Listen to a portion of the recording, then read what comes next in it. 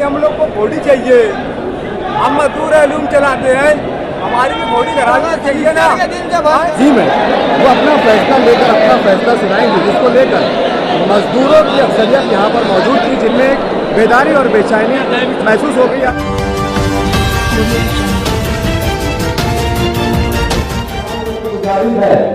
सरमायादार लोग कान खोल के सुन ले पूरे वाले गाँव को कि अगले लॉकडाउन में जो टीचर जैसी हुई है हमारे मजदूर भाई लोग की, मैं गवाह इस बात का।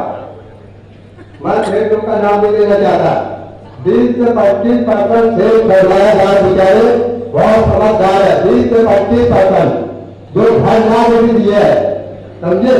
लेकिन ये 500 300 लॉकडाउन में कुछ देख तो 200, ये क्या है?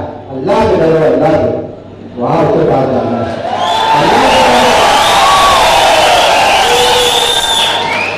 जो भी फैसले हो गए यहाँ सरमायादार और मजदूर काम खोल के सुन ले, जो भी फैसला होगा बेमुद्दत मेरे काम की बात आई है। बेमुद्दत 1000 रुपया हफ्ता कारीगर को चाहिए।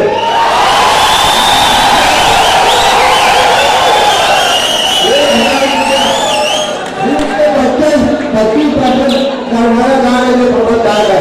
बस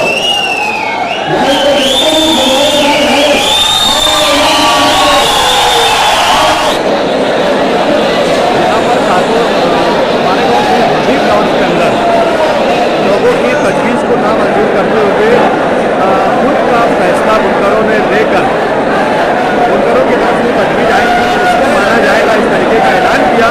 इसको लेकर यहाँ मजदूरों में बेचैनी और बेदारी पैदा हो गई है, तो इस तजवीज़ को मानने से इनकार कर रहे हैं।